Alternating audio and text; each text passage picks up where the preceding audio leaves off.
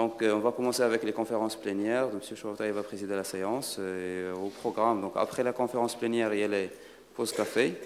Puis après les pauses café, il y a les séances de communication parallèles. Une séance va être là, puis une autre va être dans une autre salle, département de maths. Donc, on est là pour vous guider. S'il y a des questions, n'hésitez pas. Bonne séance.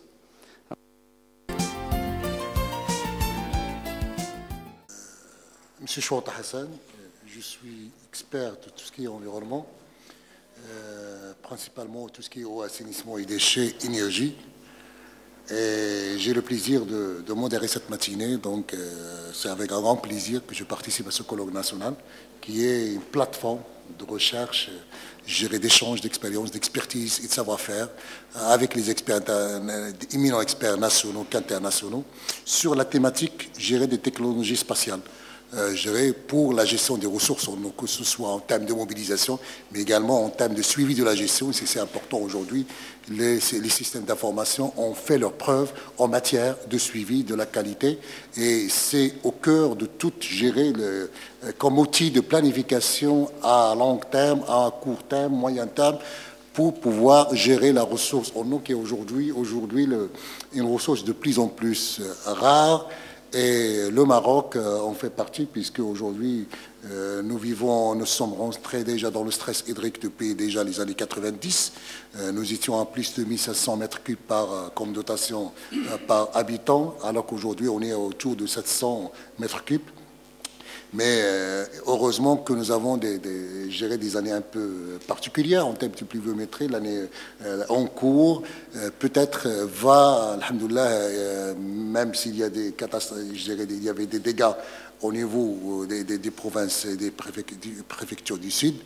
Mais je pense que ça alimente déjà à 100% quelques barrages et ça permet, peut-être si nous avons une pluviométrie un peu régulière dans les prochaines années, nous pouvons sortir un peu, au moins avoir une dotation beaucoup plus importante que ce que nous avons aujourd'hui comparativement à d'autres pays, de la région. Alors ce matin, donc, nous avons deux conférences, deux interventions dans la première partie de la conférence avant la pause café. Donc nous avons avec nous Si Abjdil Lansari, qui est directeur adjoint du Centre régional africain des sciences et technologies d'espace, qui est basé à Limi et qui va nous parler de gérer des programmes des centres, des attributions, des missions des centres, mais surtout avec une chute en rapport avec le thème de gérer du colloque qui est la thématique eau.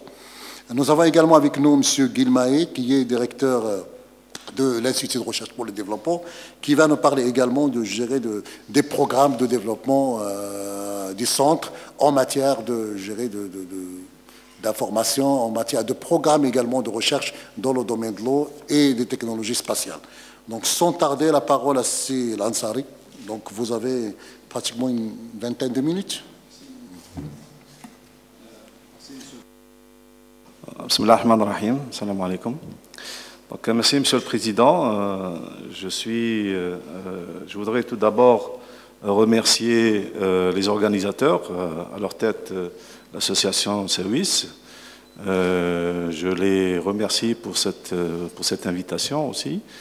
Je salue aussi le dynamisme des chercheurs qui constituent cette association qui, grâce à eux, cette conférence en partie a pu se tenir aujourd'hui. Donc je me félicite aussi que le CRAST soit partenaire à cette conférence. C'est un thème très important, l'eau. Donc je suis ravi d'être parmi vous aujourd'hui pour présenter l'activité du centre. Donc la thématique d'aujourd'hui qui est, donc nous sommes ravis d'être parmi vous ici pour participer à cette première édition du colloque national sur les systèmes nationaux d'information d'eau, sur le thème des technologies géospatiales au cœur des stratégies nationales, enjeux, état des lieux et perspectives. Bien entendu, comme tout le monde le sait, l'eau est un élément essentiel pour la vie. C'est grâce à l'eau que nous pouvons faire beaucoup de choses, notamment pour ce qui est de l'agriculture, l'industrie, et bien entendu pour nous, en tant qu'utilisateurs de cette eau tous les jours. Donc c'est une eau qu'il va falloir protéger, c'est une eau qu'il va falloir préserver, bien gérer, une utilisation rationnelle. D'un autre côté aussi, aussi bien cette eau qui est un bienfait pour toute l'humanité, il y a aussi de l'autre côté, quand il y a des inondations dues au fait de pluies torrentielles et de climat peut-être dû au changement climatique. Donc là aussi, il va falloir se préserver de ces risques-là, de ces inondations. Et je dirais qu'il y a un outil qui est vraiment fait pour cela, pour gérer, pour suivre, pour voir de plus près ce qui se passe, qui sont les technologies spatiales.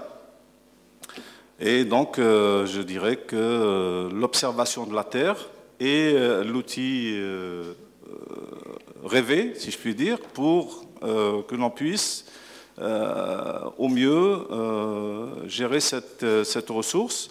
Et pas que cette ressource, hein, toutes les ressources terrestres qui existent peuvent être aussi gérées par cet outil, l'outil d'observation de la Terre. Donc quand je dis l'observation de la Terre, il s'agit aussi de tout ce qui est système embarqué sur les satellites, aussi sur les avions, hein, donc il n'y a pas de problème par rapport à cela. Mais ce qu'il faut savoir, c'est que cet outil-là permet de gérer depuis l'espace et de grandes superficies. Hein. Il faut savoir que c'est une approche qui est nouvelle. Hein. Ça permet d'analyser, de mener des investigations approfondies, de dresser de l'état des lieux, de comprendre un peu les phénomènes. Nous avons cité tout à l'heure les inondations, il y a aussi la désertification, la sécheresse, les changements climatiques, la météorologie, les météorologies extrêmes, donc dans le cas de pluie, etc., d'ouragans. Donc l'observation de la Terre est devenue un outil indispensable dans la grande majorité des projets qui sont menés, que ce soit au niveau des administrations ministérielles, hein, puisqu'il faut savoir qu'actuellement, c'est un outil qui est très utilisé. Il y a des cellules qui existent dans ces administrations ministérielles qui traitent un peu les projets qui sont menés. Donc il y a, je veux dire, un état des lieux qui est fait avec cet outil-là pour dresser un peu, pour voir un peu ce qui se passe sur ces régions. Et les thématiques sont diverses, environnementales, l'inventaire des ressources naturelles, la gestion des ressources en eau, l'agriculture de précision, l'aménagement des territoires, l'halieutique, les sciences de la mer, les ressources minières, la géologie, la cartographie. Donc l'observation de la Terre couvre un grand nombre de thématiques qui peuvent être approchées par ces outils-là.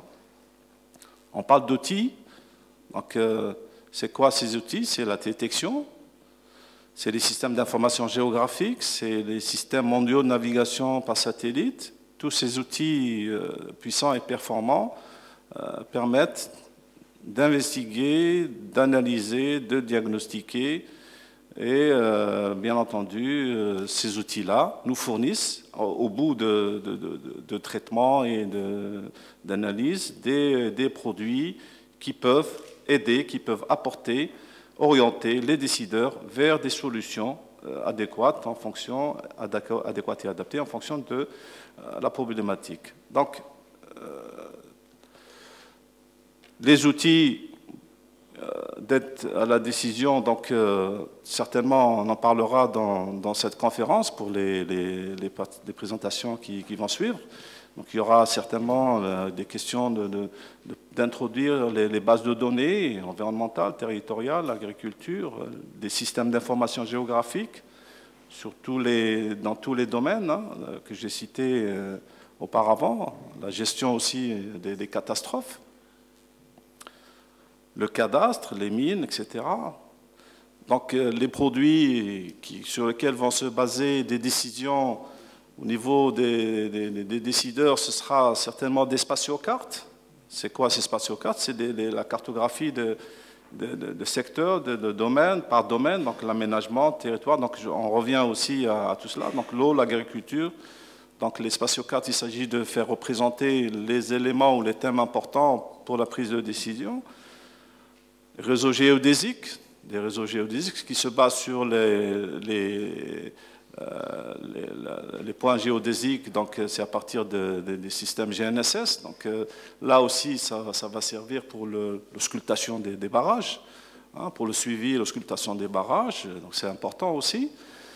Et tant d'autres applications actuellement avec les GNSS, vous savez, qui n'a pas un portable, un mobile avec lequel il peut se repérer à partir de GPS ou autres systèmes, GLONASS, etc. Donc tout ceci nous amène vers la question importante qui est la suivante, comment acquérir ces connaissances? Ça c'est important, ces outils sont très importants effectivement. Leur utilisation, elle est louable, ça il est certain, mais il va falloir apprendre ou connaître ces outils-là. Comment les utiliser? Donc il s'agit du renforcement de capacité, qui est une des pierres angulaires d'une stratégie effective, notamment pour l'appropriation des technologies spatiales. Il s'agit de formation, de transfert de connaissances. Donc cette connaissance ou la maîtrise de ces outils doit passer impérativement par une formation complète, une formation approfondie, des connaissances théoriques et pratiques qui ne peuvent enseigner ou transmises et bien assimilées aussi, que dans le cadre d'une formation continue, longue ou courte durée. Donc l'appropriation de ces techniques de pointe est une étape cruciale pour la mise en place des ressources ou d'une ressource humaine spécialisée qui doit maîtriser ces outils, les outils de détection, de SIG, de GNSS, dans l'objectif, bien sûr, de contribuer à la prise de décision. Alors, c'est dans ce contexte-là que je souhaiterais introduire le Centre régional africain des sciences et technologies de l'espace, en langue française, qui est affilié à l'ONU. Donc, un petit historique par rapport à la création de ce centre. En fait, il y en a plusieurs, et il y en a un ici au Maroc, à Rabat. On va parler un peu de genèse de la création de ces centres. Donc, c'est bien entendu, c'est les Nations Unies, lors de recommandations, de réunions qui se sont tenues entre 1985 et 1989, en Inde, au Mexique, qui ont décidé qu'il fallait, pour un besoin urgent, on va dire, de connaissances ou de mettre en place des connaissances, des compétences dans divers domaines des sciences et technologies de l'espace, il fallait qu'il y ait une mise en place de centres au niveau mondial, un peu partout, pour que les experts, les chercheurs, les enseignants puissent en bénéficier d'une formation postgraduée qui va s'étaler sur 2 ans. Donc il y a eu des résolutions de l'Assemblée générale de l'ONU qui ont permis de mettre en place ces centres-là, et il a été décidé qu'il fallait placer ou mettre en place 5 centres régionaux pour les différentes régions du monde. Ceci comme solution pour accroître les connaissances et compétences des pays en développement. Et en 1998, le Centre régional africain des sciences et technologies de l'espace a été installé à Rabat, au Maroc. Alors juste une petite carte, une cartographie un peu de ces centres, hein, pour être dans le technique, une spatialisation de ces centres. Il y en a 2 en Afrique, un qui se trouve ici au Maroc, le CRASTELEF, qui est basé à l'école Mohammedia d'ingénieurs, qui a été installé en 1998, et un autre au Nigeria. Alors celui qui se trouve au Maroc, c'est pour les pays africains d'expression française, et pour celui qui est installé au Nigeria, c'est pour les pays d'expression anglaise, donc c'est les anglo-saxons. Il y en a un autre donc, en Asie et Pacifique, dans la région Asie-Pacifique, il se trouve en Inde, qui est actif depuis 1995. Il y en a un autre dans la région Amérique latine et Caraïbes, qui se trouve alors une fois au Mexique et une fois au Brésil. Donc une fois sur 2, il y a une formation qui se déroule au Mexique et une fois sur 2 au Brésil. Et récemment, en 2012, il y a eu la mise en place d'un centre pour la région Asie-Ouest. C'est le centre qui se trouve en Jordanie au sein du Royal Jordanian Geographic Center. Donc 5 centres pour dispenser cette formation. Et le CRASTELEF. Le CRASTELEF qui est établi, bien entendu, à l'initiative du Bureau des Affaires spatiales de l'ONU, l'UNOSA, suite à une conférence régionale qui s'est tenue d'un niveau ministériel, qui s'est tenue à Casablanca, au Maroc, le 22-23 octobre 1998. Donc le CRASTELEF a un statut d'organisation internationale au niveau du Royaume et il est basé à l'école Mohammedia d'ingénieurs, bien entendu avec un accord de siège. 13 pays constituent ce centre, 13 pays membres, fondateurs, qui sont représentés au conseil d'administration, qui sont de rang ministériel, en grande majorité. Il y a l'Algérie, le Cameroun, le Cap-Vert, le Centrafrique, la Côte d'Ivoire, la République démocratique du Congo, le Gabon, le Maroc, la Mauritanie, le Niger, le Sénégal, le Togo et la Tunisie. Mais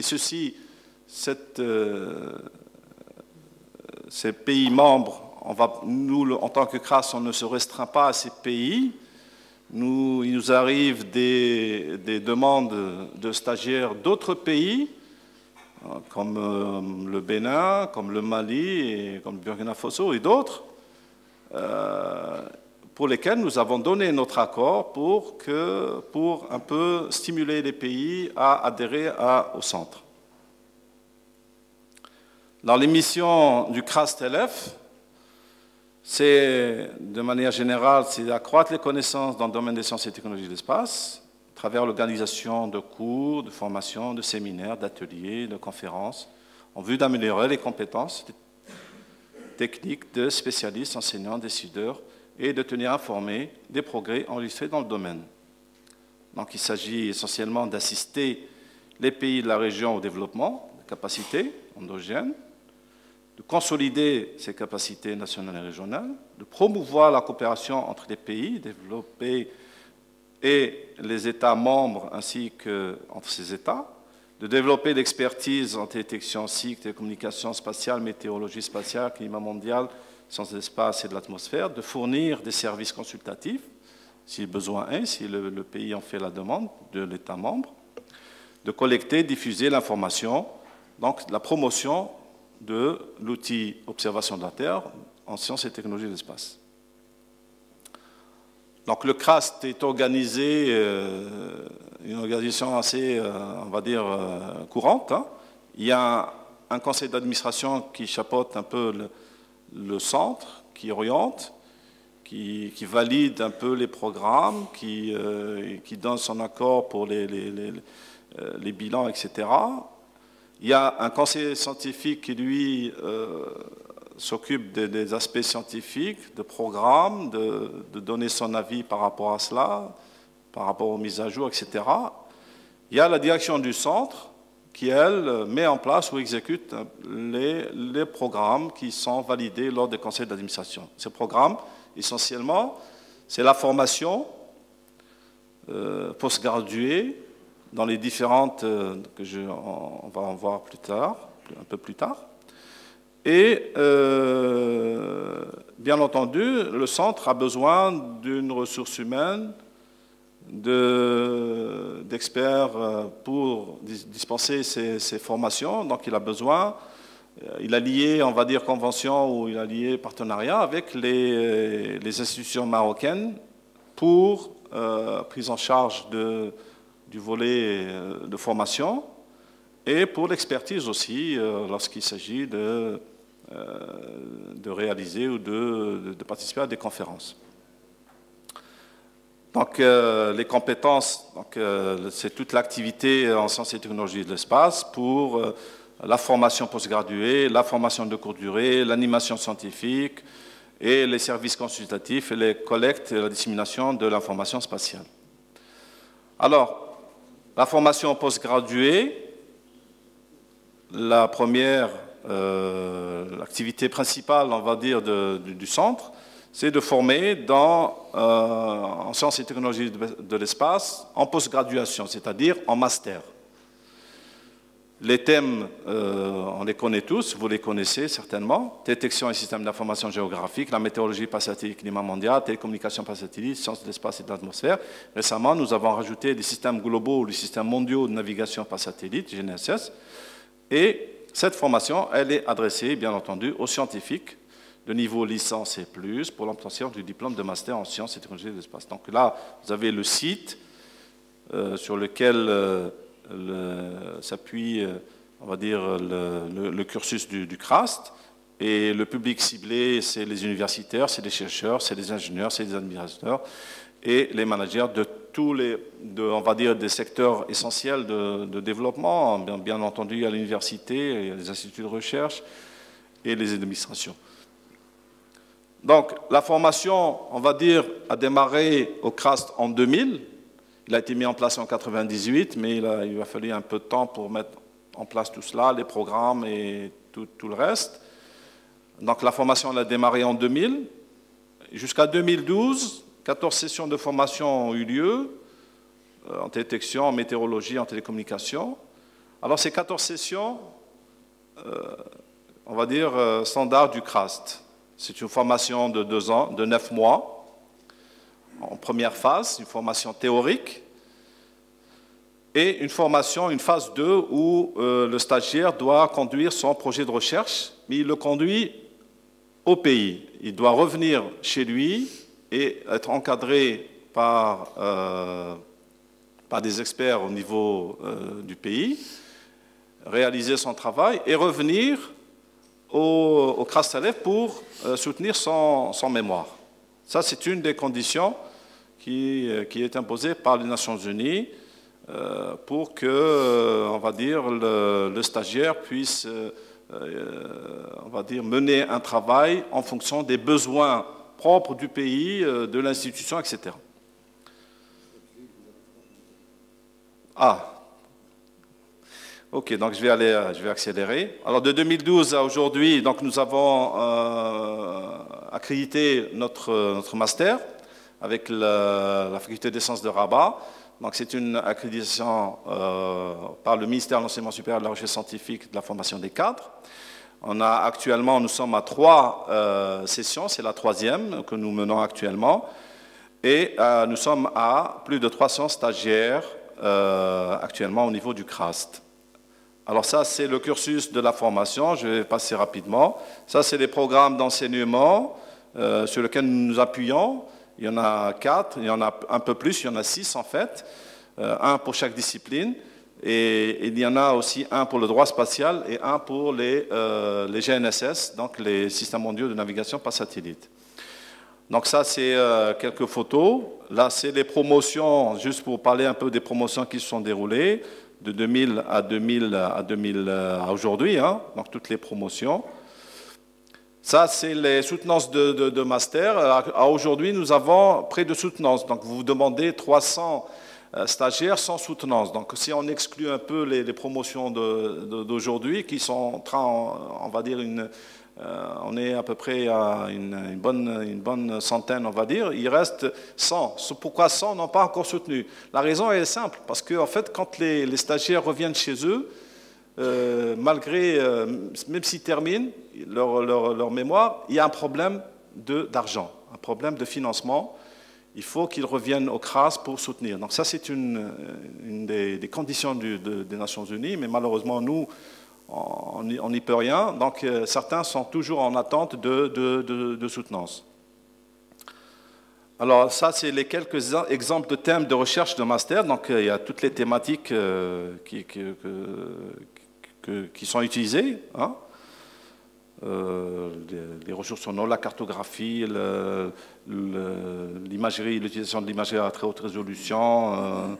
Donc voilà, un nombre assez important. Ça, c'est pour le volet formation. Il y a aussi le volet animation scientifique, pour ne pas tarder. Actuellement, le centre, il est à une bonne trentaine d'animations à l'échelle internationale. Donc nous avons réalisé plusieurs actions au niveau local, au niveau de Rabat et même en déplacement dans les villes du royaume. Mais actuellement, le CRAS se déplace dans les pays africains. Pourquoi toujours cette histoire de moyens? On ne peut pas inviter on ne peut pas parce que par rapport au coût. Hein. Alors ce qu'on fait, c'est on se déplace, toute l'équipe du CRAST avec les experts du CRAST. Je salue notre ami Emran Anas qui nous soutient depuis très longtemps, depuis la création du CRAST, qui se déplace avec nous.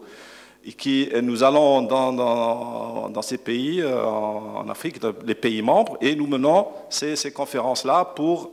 Nous, l'objectif, c'est de ramener un nombre important de participants pour, d'une part, mettre à jour leurs connaissances et d'autre part, introduire cet outil qui est celui des sciences et technologies de l'espace. Donc, un nombre important de conférences, et tous les thèmes sont là, hein, jusqu'au droit spatial. C'est important aussi de savoir ce que c'est que le droit spatial.